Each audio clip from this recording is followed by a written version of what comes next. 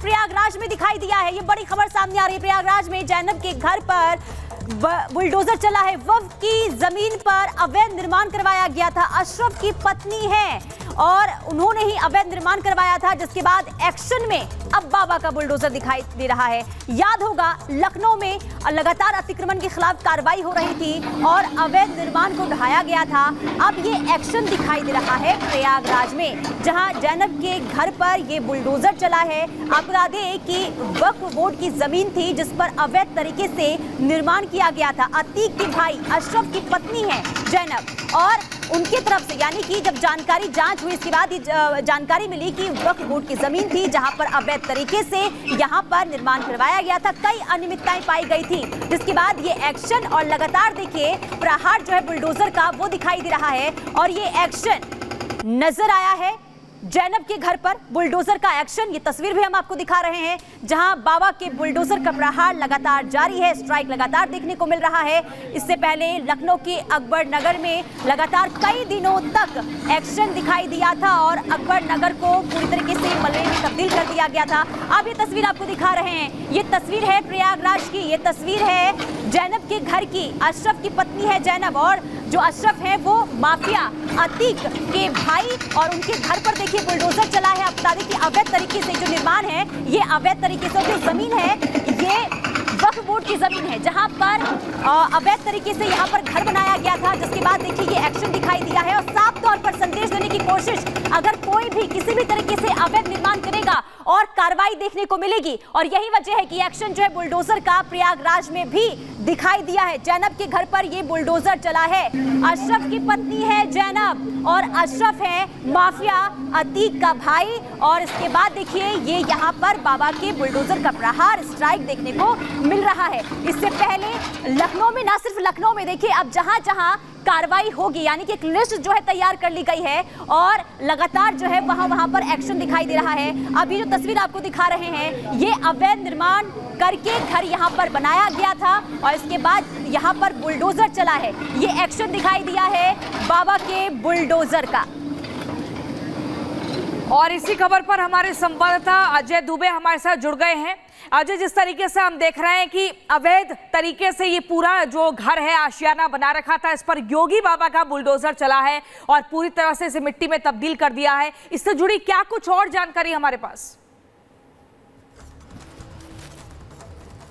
देखिए, उमेश पाल की हत्या के बाद लगातार बुलडोजर का एक्शन हमने प्रयागराज में देखा था, जहां पर तमाम जो समर्थक थे, फाइनेंसर थे, रिसोर्स देने वाले थे, अतीक अहमद को उनके घरों पर बुलडोजर चला था। और तकरीबन 1 साल बाद आज फिर प्रयागराज की सड़कों पर जो बहन है अतीक की जैनब, उसके घर पर, उसके जो परिजनों से जुड़ा हुआ घर है, उस घर पर जो कि वक्फ बोर्ड की संपत्ति पर अवैध जो धन था 50 करोड़ के आसपास बताया जा रहा है कि उससे बनाया गया एक घर था, उसके ऊपर पीडीए ने एक्शन किया है। जो प्रयागराज डेवलपमेंट एसोसिएशन है उसकी तरफ से एक्शन किया गया है, अथॉरिटी की तरफ से ये एक्शन किया गया है और बुलडोजर लगातार चल रहे हैं। जो पूरा वो कंस्ट्रक्शन एरिया है, सकारात्मक चीज है कि वो ओपन स्पेस में है, तो खुलकर पोकलेन मशीनें, बुलडोजर मशीनें उस पर सक्रिय है और लगातार एक्शन के बीच में उसे गिराने का काम वहां पर जारी है प्रयागराज में।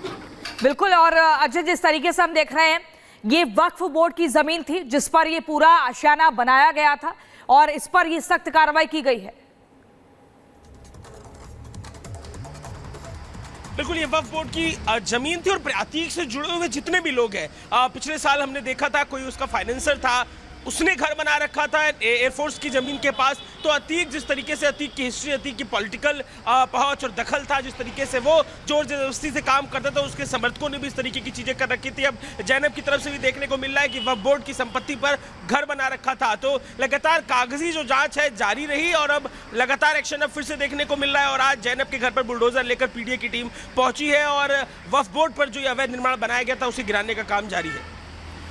ठीक है, चलिए, बहुत शुक्रिया तमाम जानकारी के लिए। तो देखिए लगातार अब बुलडोजर का एक्शन दिखाई दे रहा है उत्तर प्रदेश में। लेकिन अब खबरों में आगे बढ़ते हैं, बात कर लेते हैं छात्रों के विरोध प्रदर्शन की, क्योंकि एक बार फिर से एनटीए सवालों के घेरे में है। दरअसल अब नेट यानी कि नीट के बाद अब नेट परीक्षा, जिसे लेकर बवाल दिखाई दे रहा है। नेट परीक्षा को रद्द कर दिया गया, जिसके बाद अब लखनऊ में छात्रों का प्रदर्शन जो है वो देखने को मिल रहा है। नेट परीक्षा को लेकर शिक्षा मंत्रालय की तरफ से बड़ा फैसला लेते हुए ये कहा गया कि परीक्षा को अब रद्द करने के बाद नई सिरे से एग्जाम करवाया जाएगा। लेकिन इसी बीच ये तस्वीर आपको दिखा रहे हैं। ये तस्वीर सामने आई है लखनऊ से, जहां छात्रों का जबरदस्त तरीके से गुस्सा देखने को मिल रहा है, उबाल देखने को मिल रहा है छात्रों में। और ये दो तस्वीरें लखनऊ की और दिल्ली की तस्वीरें, जहां पर विरोध प्रदर्शन करते हुए छात्र नजर आ रहे हैं। और गुस्सा तो लाजमी है, क्योंकि देखिए सालों भर ये मेहनत करते हैं, जिसके बाद जो माफिया है, नकल माफिया, वो किस तरीके से बच्चों की मेहनत पर पानी फेर देते हैं। और यही वजह है कि जब ये फैसला सुनाया जाता है शिक्षा मंत्रालय की तरफ से कि परीक्षा ही रद्द कर दी गई है, जिसके बाद बच्चे जो हैं वो सड़कों पर उतर आए हैं, विरोध प्रदर्शन कर रहे हैं। लेकिन सवाल ऐसे में ये कि आखिर कब तक बच्चों के भविष्य के साथ ऐसे ही खिलवाड़ होता रहेगा? आखिर इसका जिम्मेदार कौन है?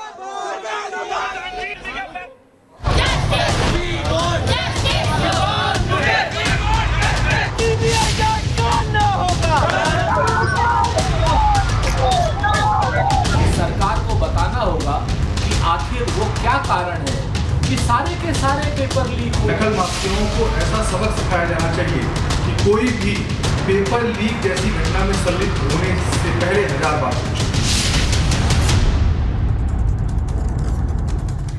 तो जैसा कि बार बार हम आपको बता रहे हैं, एनटीए फिर से एक बार फेल हुआ है। इसी के चलते आपको बता दें, महानिदेशक सुबोध कुमार को तलब किया गया है। उन्हें 2 बजे शास्त्री भवन पहुंचना है और शिक्षा मंत्री धर्मेंद्र सिंह के सामने, धर्मेंद्र प्रधान के सामने अपनी एक्सप्लेनेशन देनी है, बताना है कि आखिर इतनी गड़बड़ियां क्यों हो रही है। एनटीए के महानिदेशक हैं सुबोध कुमार, जिनको समन जारी किया गया है। शिक्षा मंत्री धर्मेंद्र प्रधान ने तलब किया है, 2 बजे शास्त्री भवन जाएंगे सुबोध कुमार। नीट परीक्षा में गड़बड़ी पर जवाब मांगा जाएगा। आपको बता दें, नीट पेपर लीक पर लगातार एक के बाद एक बड़े खुलासे हो रहे हैं और ये मामला सर्वोच्च अदालत की दहलीज तक पहुंच चुका है। छात्रों में आक्रोश है, लगातार नाराजगी है, प्रदर्शन कर रहे हैं और ऐसे में शिक्षा मंत्री धर्मेंद्र प्रधान ने अब तलब किया है एनटीए के महानिदेशक सुबोध कुमार को। उनको एक्सप्लेनेशन देनी है, उनको बताना है कि आखिर ये गड़बड़ियां क्यों हुई है, क्यों एक के बाद एक लगातार पेपर लीक हो रहे हैं। क्योंकि अभी तक तो हम नीट परीक्षा की बात कर रहे थे, अब इसके बाद जो नेट का एग्जाम है उसमें भी इस तरह की धांधली और गड़बड़ी का जिक्र किया जा रहा है, जिसके बाद उस परीक्षा को भी रद्द किया जा चुका है। तो इस पूरे मामले में बिहार के डिप्टी सीएम विजय सिन्हा तेजस्वी यादव पर हमलावर है। वो ये कह रहे हैं कि उनके पीएस ने आखिर क्यों सिकंदर यादवेंदु के लिए कमरा बुक कराया था। इन दोनों के जो रिश्ते हैं, इनकी जांच होनी चाहिए, इनका जो कनेक्शन है उसकी जांच होनी चाहिए। और विजय सिन्हा ने भी थोड़ी देर पहले ही प्रेस कॉन्फ्रेंस की थी, जिसमें वो तमाम बातों को रख रहे थे कि कैसे इस पूरा का पूरा जो नेटवर्क है ये तेजस्वी यादव के इर्द गिर्द घूमता हुआ नजर आता है। क्योंकि जो इस मामले में अगर हम बात करें प्रीतम, जो पीएस थे और उनके कौन जान पहचान के थे, सिकंदर जान पहचान का था और इसीलिए सवालों के घेरे में तेजस्वी भी आ रहे हैं।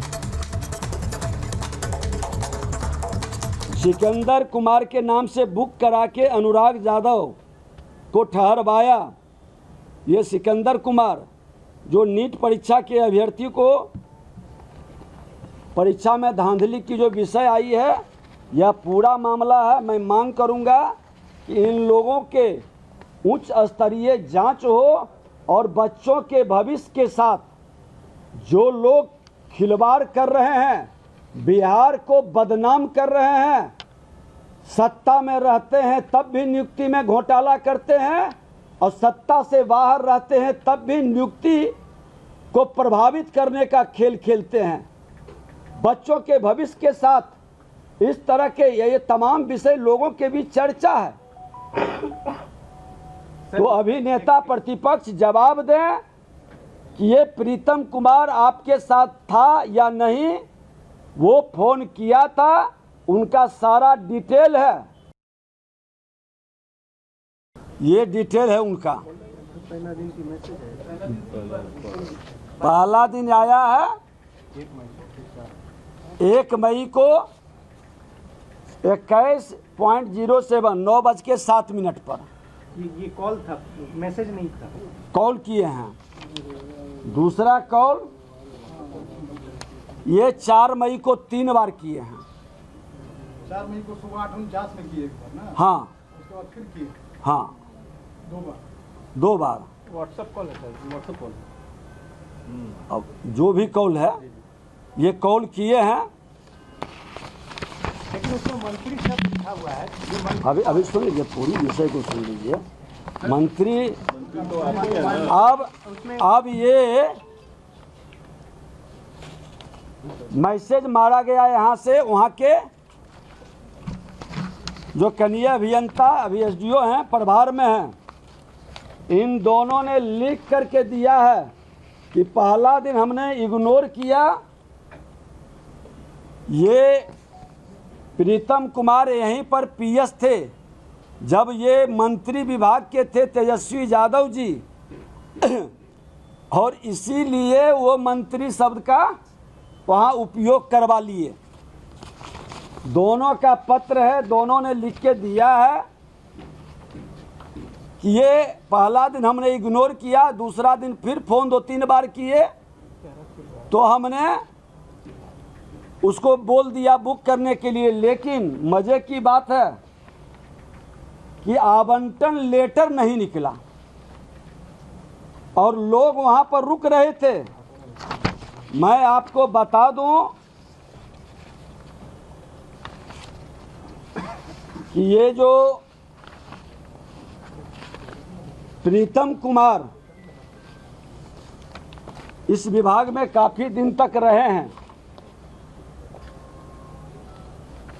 और उनका प्रभाव यहाँ पर है। उस समय जब मंत्री यहाँ के तेजस्वी यादव जी थे, तेजस्वी जी अपने आज सचिव प्रीतम कुमार के संदर्भ में स्पष्ट करें कि वो आज भी उनके आप सचिव हैं और गिरफ्तार जेई सिकंदर यादवेंदु के संदर्भ में खुलासा करें कि कौन है ये सिकंदर कुमार यादवेंदु। रांची जेल में मुख्यमंत्री नीतीश कुमार, मुख्यमंत्री लालू प्रसाद यादव जी